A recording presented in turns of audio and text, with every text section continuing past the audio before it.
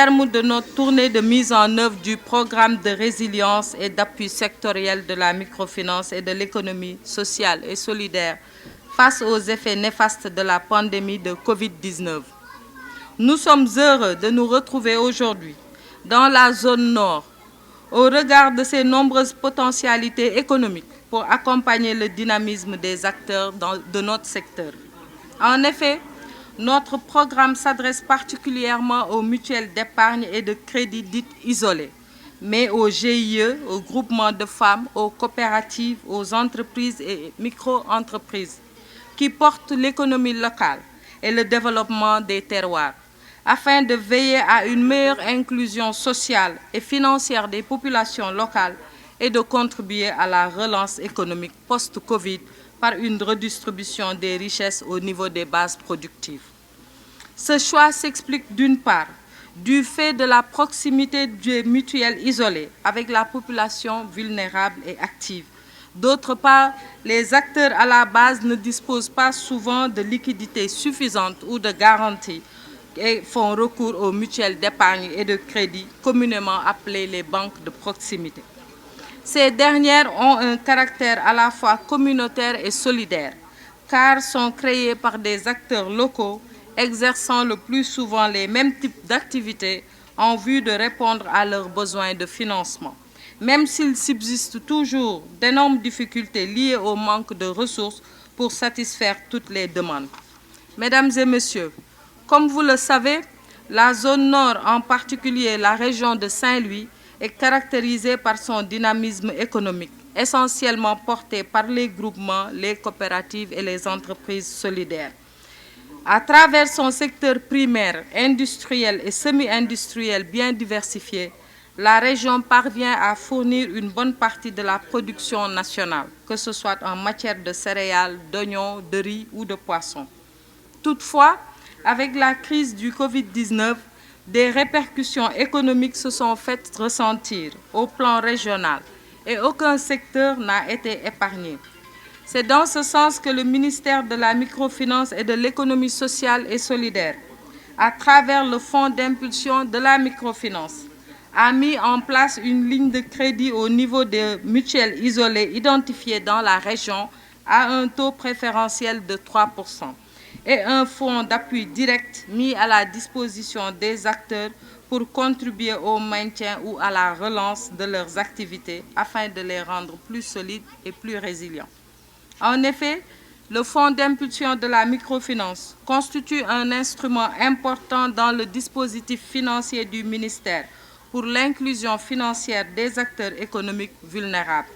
Face à la crise du Covid-19, il apporte une réponse économique, sociale et communautaire conformément à sa mission qui est de permettre aux institutions de microfinance d'offrir des produits et services financiers et non financiers adaptés aux besoins de leurs clients afin d'améliorer leur accès au financement et de contribuer à l'autonomisation économique des acteurs locaux, surtout ceux à l'intérieur du pays.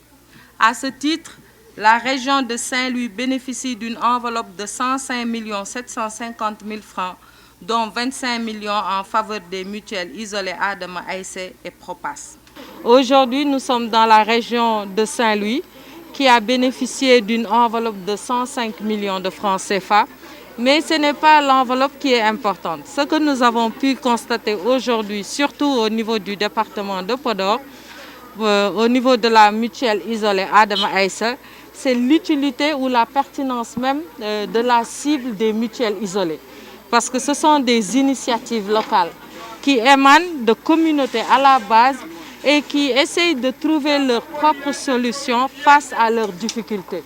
Et c'est pourquoi aujourd'hui, lorsque nous avons partagé avec les membres, les femmes qui sont à l'origine de la création de la mutuelle isolée Adama Aïssé, nous nous sommes rendus compte qu'elles avaient des problèmes de financement pour subvenir à leurs besoins. Au départ, elles étaient 17 GIE et au finish, aujourd'hui, elles ont commencé en 2001 et aujourd'hui, elles sont à 2 GIE. Mais elles se sont battues et elles ont conservé leur activité.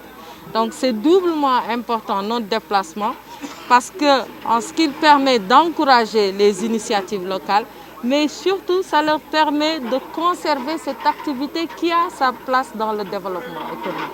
Et ça nous conforte dans l'idée qu'accompagner les mutuelles isolées également fera des résultats quant à la politique d'inclusion financière, mais surtout sociale du président Macky Sall. Lorsque nous sommes venus, effectivement, nous avons un mécanisme à travers le fonds d'impulsion de la microfinance qui, au-delà d'apporter des solutions financières, des ressources financières, apporte également un accompagnement technique. Donc il y a ce volet assistance technique qui est important pour le développement des mutuelles isolées. Parce que vous avez entendu les femmes parler de problèmes de recouvrement qui est lié à de la logistique.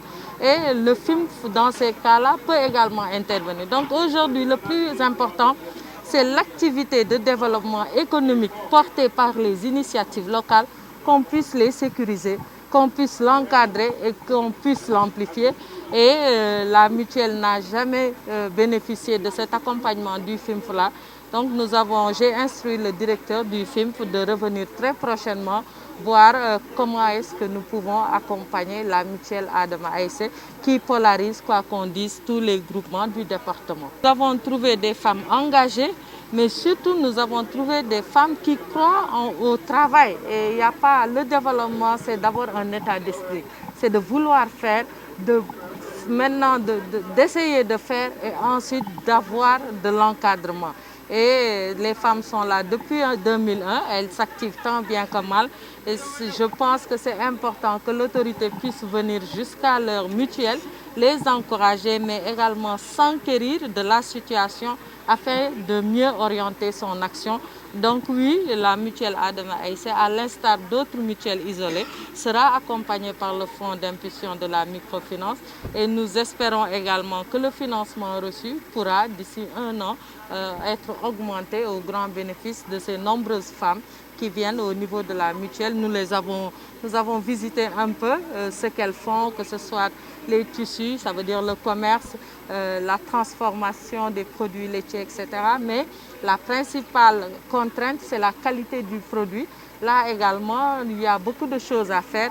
Et si aujourd'hui nous voulons solutionner le problème de la commercialisation, il faut que les mutuelles où les groupements tendent vers les chaînes de valeur. Parce que si tout le monde fait la même chose, forcément, il y aura un problème avec l'offre. Mais si elles sont organisées en chaîne de valeur, ça peut aller d'un département à un autre, d'une région à une autre. Et là, il y aura de meilleurs espoirs pour la suite. Et donc, ce sont des mutuelles qui seront accompagnées.